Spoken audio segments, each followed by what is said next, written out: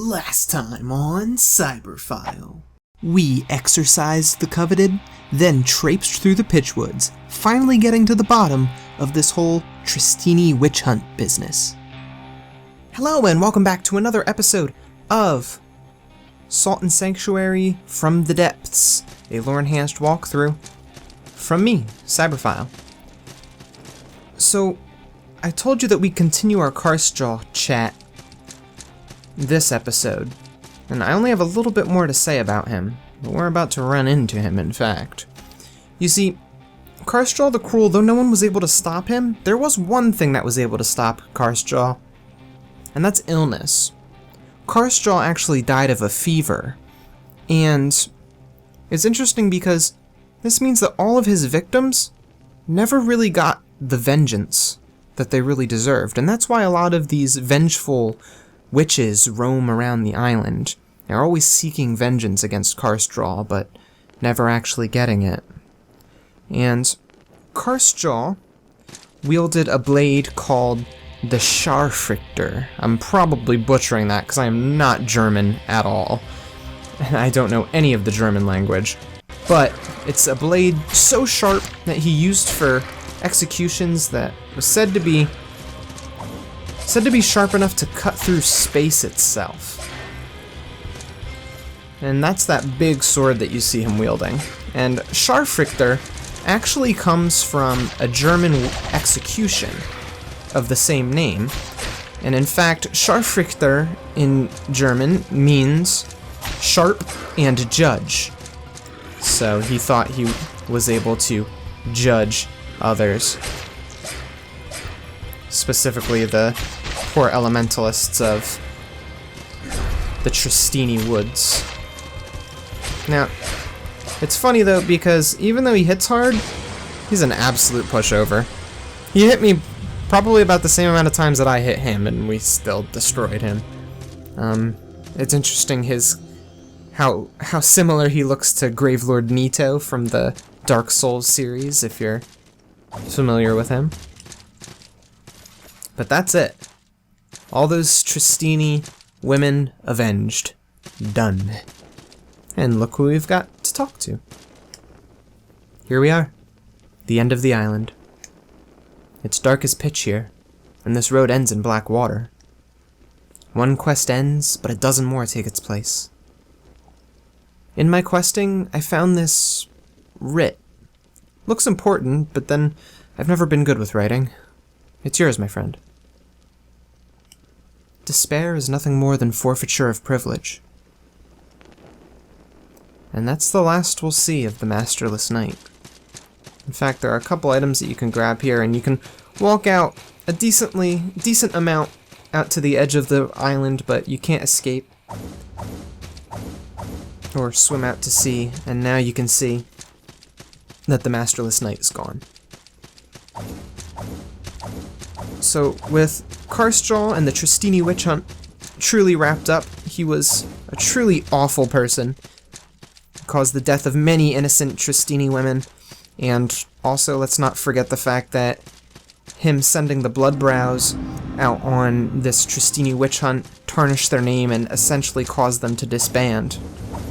So, Casejaw was kind of a dick, to put it lightly.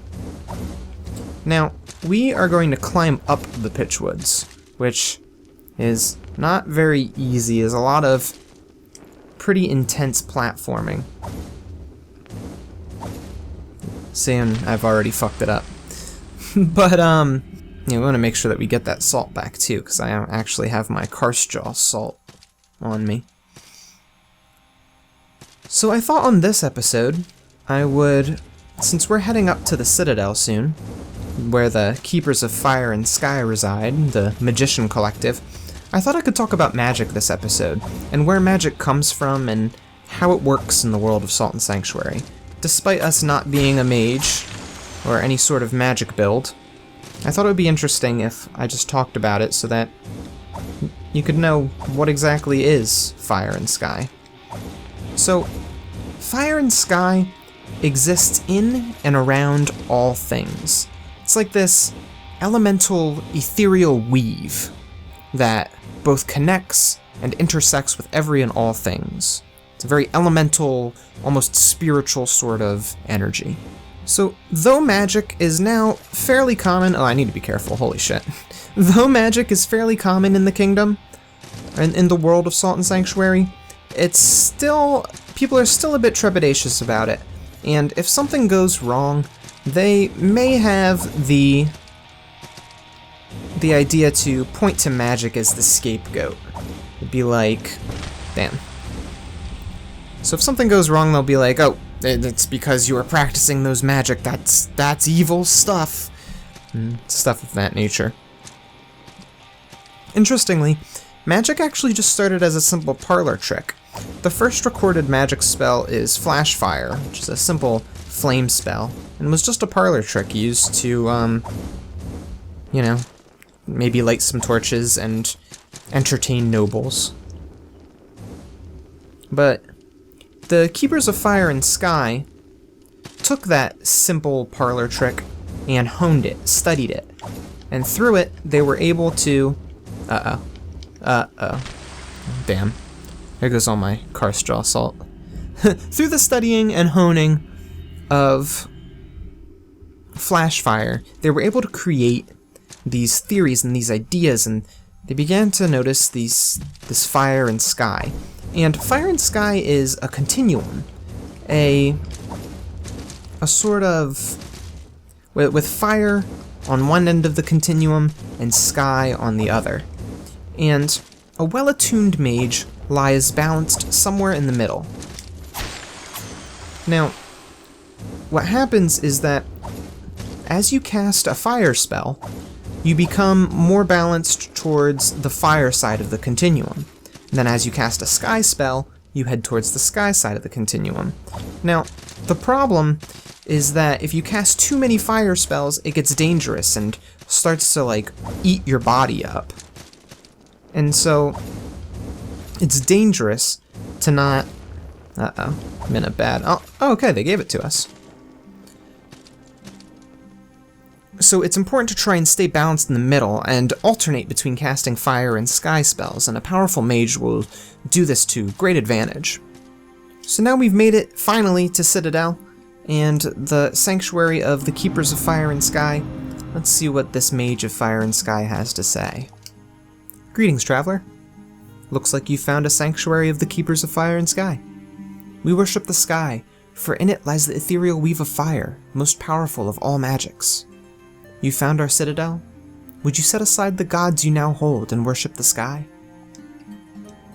So, there's obviously more backstory if you do take up the oath, but I'm not going to do it, because I love my House of Splendor.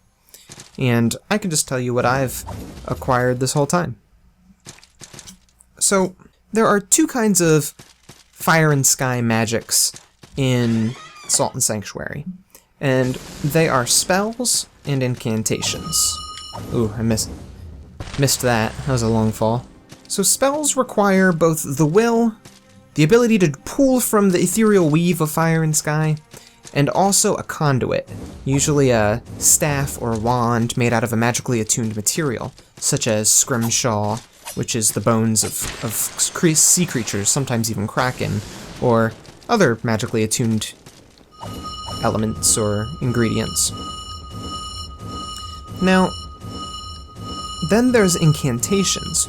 Now, incantations are said to be harder to master than spells, because they don't require a conduit. Instead, you can just call upon them and you're good to go, so to speak. And the last thing I want to talk about are the Keepers of Fire and Sky themselves. Now, they are actually, like I said, they are the ones who are the magic users. And they've had many splits because they have very strict rules regarding magic. And though we're never really sure what those strict rules involve, we do know about something called the Crucible. You see, in order to become a Keeper of Fire and Sky, it's a lifelong process of study and worship of fire and sky. Now, what happens is that a magically attuned individual will make a pilgrimage to Citadel, where the rest of the Keepers of Fire and Sky are. And there they will practice and they will train until they reach their teenage years, where they will engage in something called the Crucible, which is a series of very difficult magical tests. Now, if you're able to pass the Crucible, pass your magical tests, you become an official Mage of Fire and Sky. And you're in. However, that's not the end, of course, as you could have assumed. You spend your time studying magic and the Weave of Fire and Sky for the rest of your life. And as you can see, we've made it all the way back around to the far beach. So now we've doubled back from the far beach, and now we're going to head left instead of right. Now, the Crucible doesn't necessarily have to be the same thing every time. In fact, it may be that a Crucible is specific to an individual, and that everyone's Crucible could be different, and perhaps you would be sent on a different mission.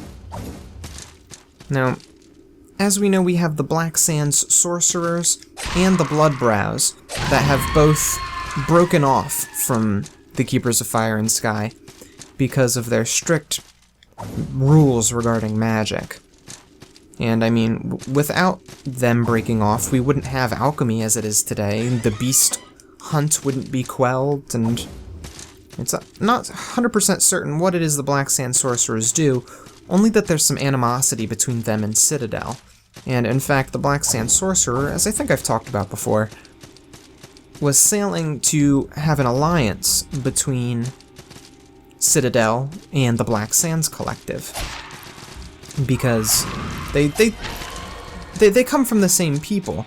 They don't really want to be enemies. It's just the way things ended up happening.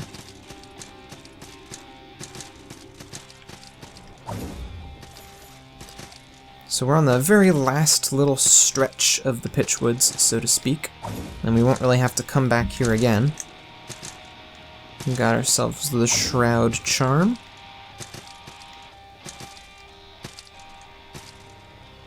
And now we can duck down all the way back to the entrance of the Pitchwoods, more or less, where those terrible spindle beasts are waiting for us. Aren't they great? And we're dead. But we've explored all the Pitchwoods that I want to explore, so we're just going to take a calling horn back to the ruined temple, and instead of heading down and right, which is where the Pitchwoods are, we're going to head down and left on the very next episode of From the Depths, this Salt and Sanctuary lore-enhanced walkthrough with Cyberphile. I'll see you then. Hey, thanks for watching. Don't forget to subscribe for more Cyberphile content, and if you like this video, show me with that little thumbs up button. If you liked this video, you might like one of my other videos. You can click right on the boxes to jump to them. Cyberphile, offline.